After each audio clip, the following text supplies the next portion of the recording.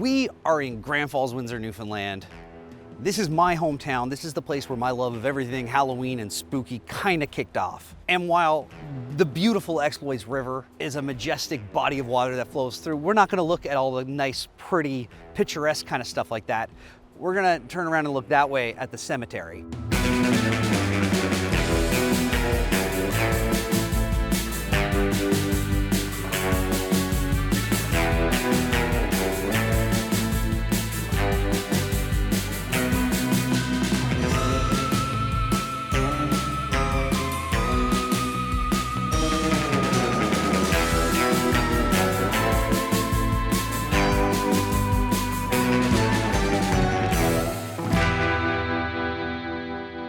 Welcome to Terra Nova. I'm Mike Hickey, and through the course of spooky season, I'm going to be taking you around Newfoundland and Labrador, showing you some of the best spooky and Halloween culture that this place has to offer. I thought we should start where my love of Halloween began, in my hometown of Grand Falls-Windsor. Now, we're standing on the grounds of Grand Falls House, which was an extremely limited access kind of place. Now, as somebody who grew up here, I've never really gotten a chance to go in and look around, but not only did we get to speak with Mary Kelly, who's part of the committee bringing all this together, but she's actually letting us come back tonight for a ghost hunt. Let's chat with Mary about all the history and amazing things that happen here at Grand Falls House.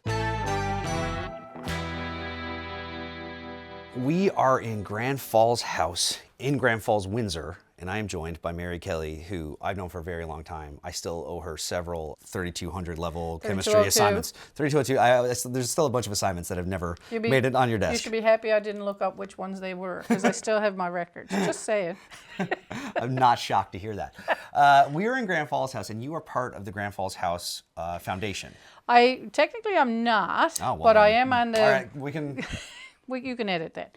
I'm on the board of the Heritage Foundation, Grand Falls-Windsor Heritage Society, and we, in conjunction with the Grand Falls House, this year were able to have a garden party and open house and actually get people from the public into the house for the first time ever. The townspeople here have a love-hate relationship with it, in that some resent the property because they didn't have access to it, while others recognize the heritage of the house and the history of the house and the importance of maintaining the house for the citizens of Grand Falls-Windsor and for Newfoundland and Labrador, because Grand Falls, the town, was the first industrial town in this province. So this house is one of the last pieces of history in this town that we haven't maintained or preserved. And it's the hope of the foundation and the Heritage Society that opening it up gets a lot more fans for our go-forward basis to save this house. Talking to Roger Pike, who was PR with the company, and I said, Roger, you know, when they had the Lieutenant Governor's garden parties over the years, how did they handle the tours? He said there weren't tours. We've never had tours of this building. The house, it was off limits. There was never access to the house for general public. I had this woman, Mrs. Vardy, come up to me afterwards and thank me as chair of the committee, saying she had waited 75 years to get in the house. She had won a poetry contest in school, and part of the prize was a reception at the Grand Falls House for the winners of these contests.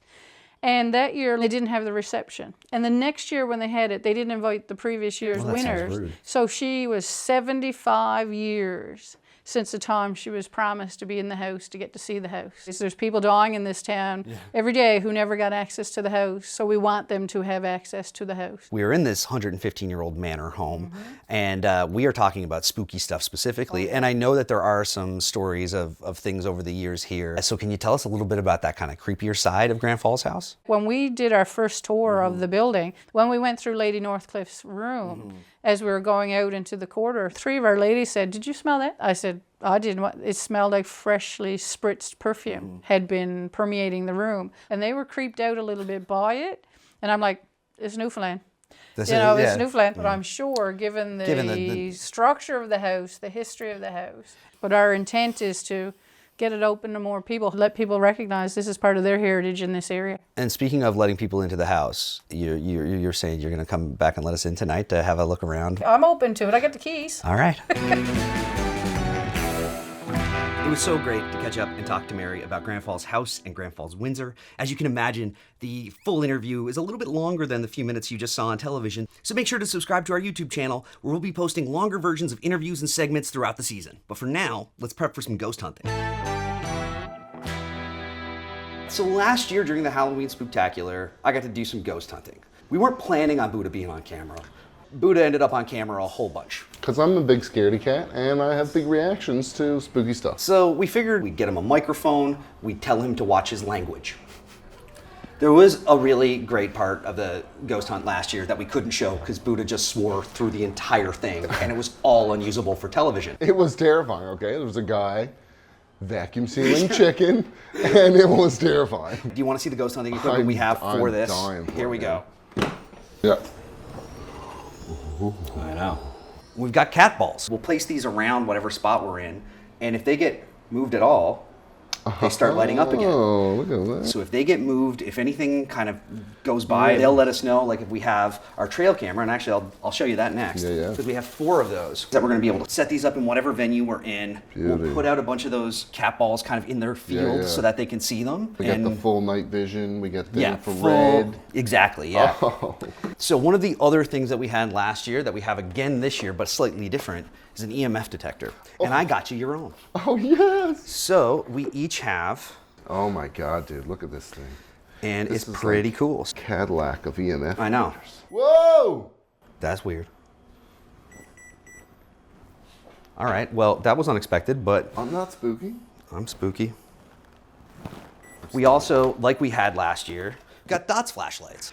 So what happens with these guys is it creates a field of dots. It's a little bit easier to kind of pick up anything that's kind of crossing through. Moving across. Stuff that we didn't have last year is a spirit box. Which I am just so excited for. What a spirit box does, it works kind of like an audio Ouija board. Yeah. So the idea is that we'll turn this on and it will scan frequencies and it will pick up words based on any questions or anything like that we're asking. We ask questions and it will scan through and kind of pick up terms and phrases that are in the radio frequency to kind of answer the questions that we're asking. We got a little Polaroid so that in the moment we can take some photos if something's going on. It has a flash, it prints out the photo, and then we can kind of go back through and take a look. Hilarious. Yeah. We should take a picture of the boys. Chink. Well, we don't have that much film with it. One of the places that we're going is an old school, and after it stopped being a school in general, the fire department used it as a training facility. And a couple of the firefighters picked up some stuff on their thermal imaging cameras. Is that right? If we're gonna go in and check that out, we've got exactly what we would need to check that. Oh my God, are you serious? Dude. Yeah. I'm scared already. I know. And that's all the equipment we got to use. And it's gonna be awesome. You say it as if it's like, that's all we got. And that's all the equipment we have to use. I'm gonna say it in a much more positive way, so it doesn't sound like I'm undermining. But we've got a pile of cool stuff that is going to make for some great ghost hunting. I'm gonna be so scared. It's gonna be I'm gonna be so scared. Yeah. I can't wait.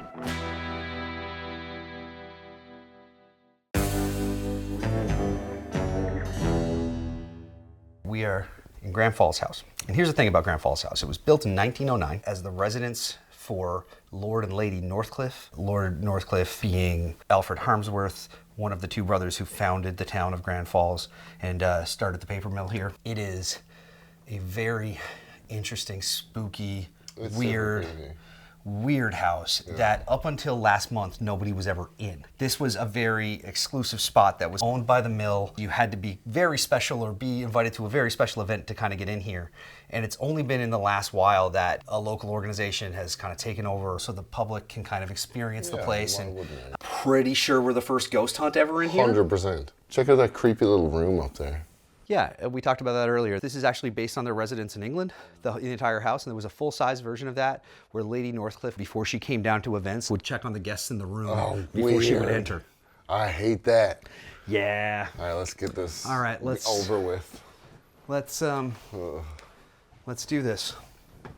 Bye-bye, sanity.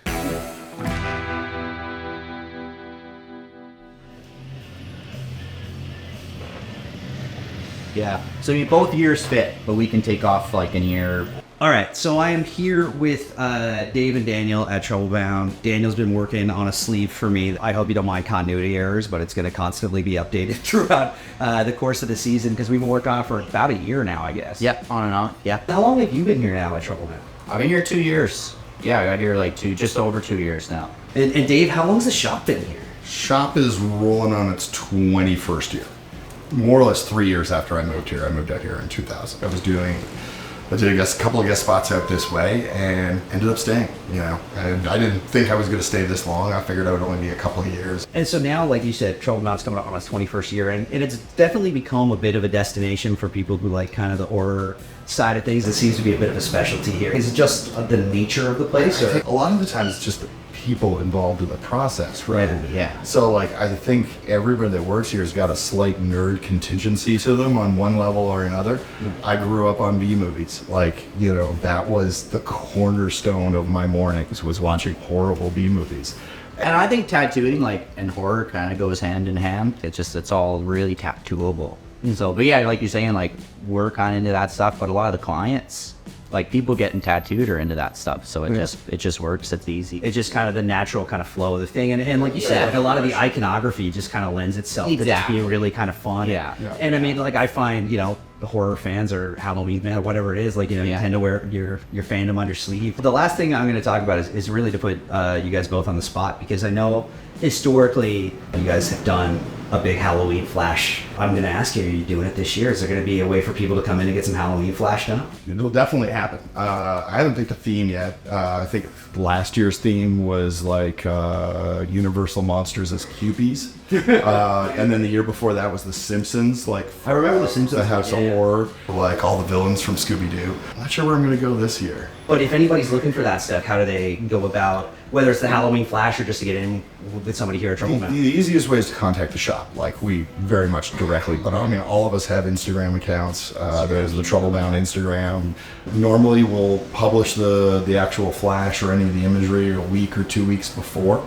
And it's usually a first come first serve as far as time goes. And is it, with the flash, is it like a repeatable thing? With my stuff, I usually do just a one shot, you know, the person gets to walk away with it. Yeah. Sometimes if I've had like a very serious demand, I'll redraw different versions of the same image. I think, like, as far as repeating designs go, it just depends. As long as somebody knows beforehand what they're getting could be done again, I think that's just the important part. Like, I want two people sitting at the same table by surprise. With You get upset about it. Yeah. Well, guys, thanks so much. I'm really looking forward to getting this done. Yes. Who knows, maybe I'll add something to the flash. But everybody, like you said, if you want to check out anything at Trouble Mountain or get booked in, just there's ways to find the shop and all the different artists here. So thank you guys so much, and can't wait to get back for Frankenstein is next. Yes, that's nice. Yeah. Good to see you guys. Thanks so much.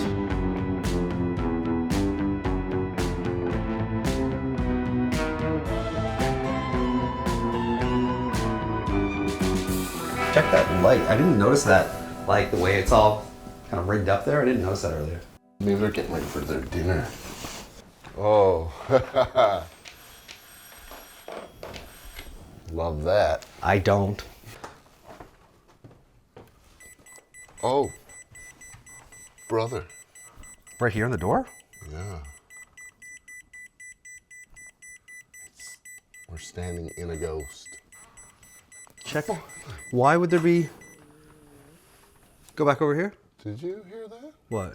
Weird moan come from down the hall? that was my stomach. Oh my God. Wesley.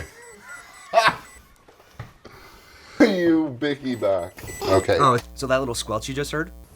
None of us heard it at the time, and it only came through on the 2 cameras. None of the other microphones picked it up, so ghosts. What is? It's the.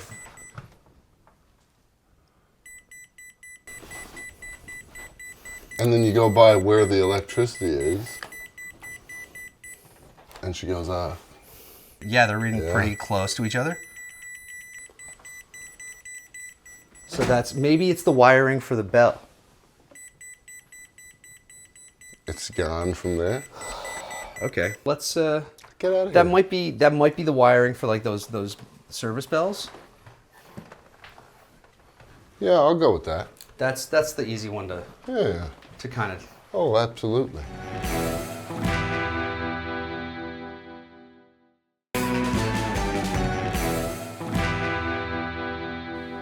I don't know about that EMF, but I think maybe we head up to the bedrooms. One of the things that was said was when they walked through Lady Northcliffe's bedroom, because they actually had separate bedrooms. Lady Northcliffe's room faced the trees. Lord Northcliffe's faced the river, and they just preferred the different views. And so in her room, there was reports of people smelling like freshly sprayed perfume. This is the weirdest bathroom, by the way. Like, I know, but I really want to take a bath in there. you know, it's like the only tub that will probably ever fit you. Tubs are hard. No, but it smells super weird in here. But yeah, it smells, but it's not like a perfume smell, obviously. No, well, I don't know what perfume smelled like in 1903 or whatever. So this was her private bathroom, Right. and this was her bedroom. You got your infrared? I do. Ooh, that's a narrow chair. I'm getting a weird sweet smell though, dude. Are you smelling that? No, I'm not kidding you. I'm not smelling anything.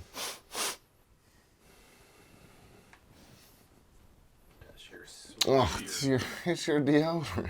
Oh, it's ice. Oh, you know what it is? What? The Caribou Beard Company. Oh, that's what it is, too. It is definitely the It's that beard.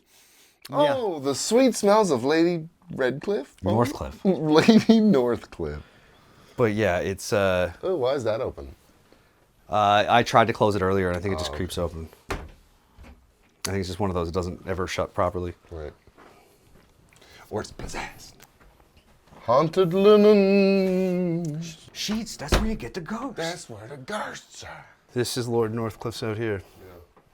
And yeah, this is every bit of 3 times the size of his wife's bedroom. 100%. He got 2 beds in here? What's he going on with 2 beds, guys? I guess where it was a larger room, they eventually put 2 beds in it to make it. Yeah, well, you can say what you want. I think he had 2 beds. Okay. Okay? All right.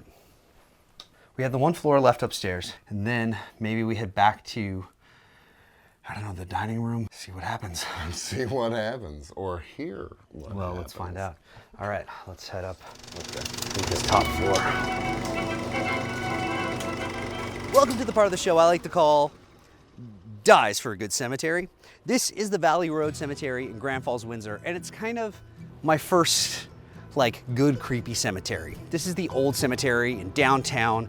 It's the one that has all the old limestone headstones. It looks like a good creepy old cemetery. And in fact, it's the one that I thought that song Skin and Bones, you know that song? It's like an old folk song. It goes like this. There wasn't a woman of skin and bone. She lived in by the old graveyard. Yeah, so that old graveyard they talk about, I thought that was this one. And what really made it kind of hit home as this old, foreboding kind of place was completely surrounded by these skeletal, bony birch trees that just stuck up everywhere and kind of just aided in helping this place feel very creepy and ominous and kind of have that spooky look. And it really kind of helped the whole place sell as this classic Halloween cemetery. And then they cut down a bunch of those trees and put up this building. And I'm gonna be honest, it kind of spoils the vibe. But it is still a very interesting cemetery to come check out and wander around and look at all these great old headstones. And if you look hard enough, you can find James Bond.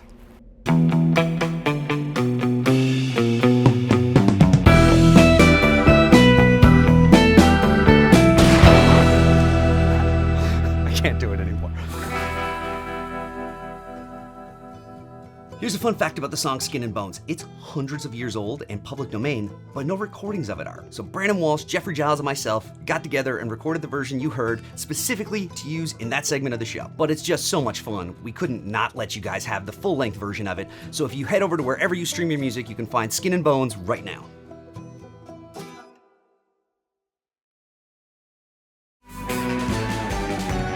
You gotta check all the closets, Mike. Did you want to check that one then? Which one? Behind, right there, built into the wall. God, I don't at all. It was your idea. Really? No, but you're gonna have to be. Okay, it's just Okay, we just got spooky blankets, that's all. again. Making my way through a haunted house, walking slow. Trying not to shit my pants. Whoa, whoa, whoa, whoa. Oh no. I don't like that. I hate that so much. I'm gonna make an executive decision that we do not go into the attic. I think the 3rd floor is enough floor. Yeah. Oh, golly. Creepy. Creepy. Oh, even creepier.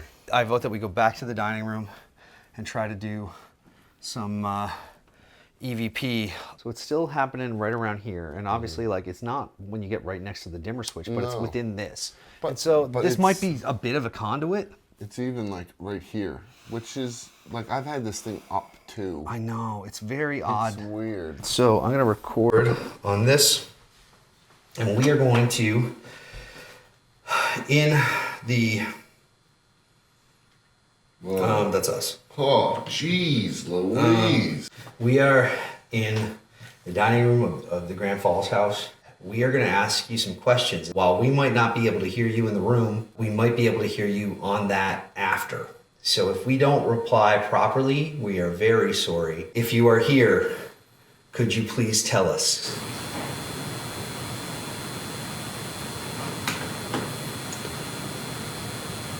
I didn't like that. Are you the spirit or entity that smells of perfume?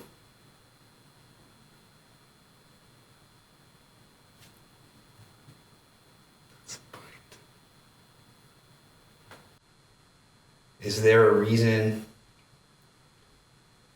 this room or this door or this chair has significance to you?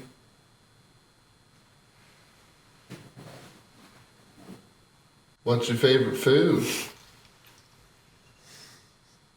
We have some cookies in the kitchen. Who would like some? They're delicious. All right. All right. Well, see what we got out of that. Let's head back towards the living room. Yeah, it's still spiking it. Yeah, I'd imagine. It's like, yeah, but like in the middle of the room, like In the middle it's of the room, stuck like not at just where we just were? 131. Yeah, look. That's really weird. I think this has been an incredible opportunity to document and Yeah, this is a look cool one. through Grand Falls house and be the first people to kind of do something like this here. Is actually very cool. No. And it's such a cool space. And while it's as an old house like this, it's definitely got a creepy vibe. Well, I'm looking forward to going home because this place creeps me the hell out. So. And I mean, that's fair too. I told you my hometown was a fun spot. It is, yeah. I'm digging it, man. Yeah. Creepy stuff. Love this place. Yeah. Thanks so much for tuning into the first episode of Terra Nova. There is so much spooky fun happening here around Newfoundland and Labrador, and I can't wait to share it with you throughout spooky season. And make sure to tune in for the Spooktacular on Halloween night, where we'll be going through all the evidence from the ghost hunts throughout the season. Happy Halloween.